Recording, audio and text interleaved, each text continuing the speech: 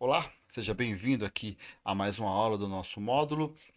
Vamos conhecer um pouco, de como o SQL Server é instalado no servidor, como ele fica configurado, como ele é acessado, enfim, vamos entender essa parte antes de iniciarmos a instalação.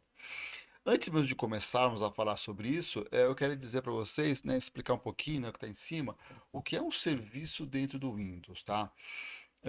Quando você tem o seu Windows, inclusive o seu Windows que está agora aí, o seu Windows 11, o Windows 10, enfim, ou você tem um servidor que tem um Windows Server, quando você liga este servidor, quando você liga aí o seu computador, ele começa lá a carregar e ele começa a subir para a CPU, para a memória, em execução, alguns serviços que ficam executando em background.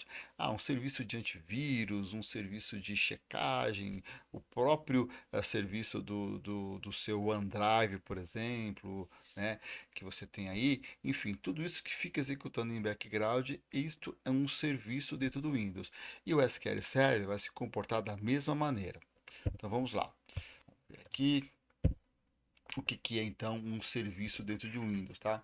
Como eu citou aí, é um programa que fica executando em background, é um programa que fica executando por trás, né, vamos dizer assim, sem que você tenha uma interface, sem que você consiga enxergar ele em execução, né?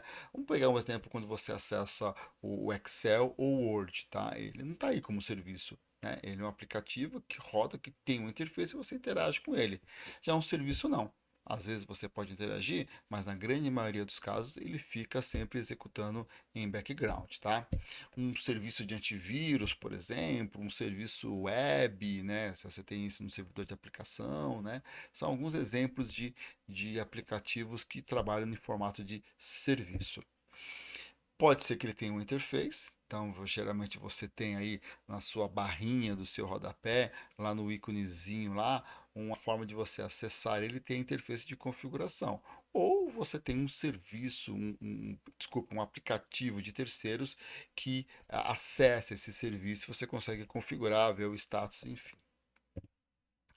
É, é administrado por um aplicativo de serviços do Windows. Então você tem dentro do administrador de tarefas do seu Windows, tá? Você tem lá um ícone chamado Services, a gente vai ver isso como é que funciona mais para frente, que você consegue administrar todos os serviços que executam em background.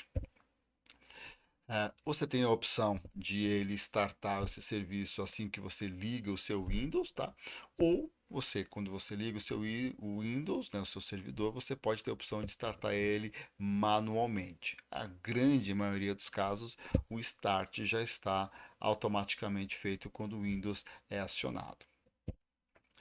Ah, Ele é muito interessante quando você precisa de aplicativos que têm longa duração de execução, O próprio SQL Server que pode ficar executando durante dias, semanas e até meses, E no caso do antivírus, no seu computador, quando você liga o seu computador, ele já entra em execução e fica ali executando em background sem que você perceba, Durante toda a utilização do seu computador, do seu notebook.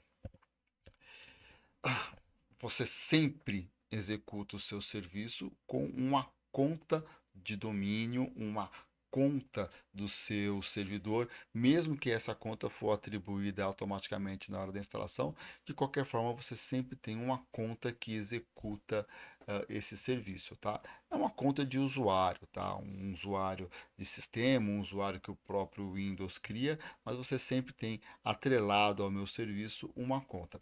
Por que que existe essa conta?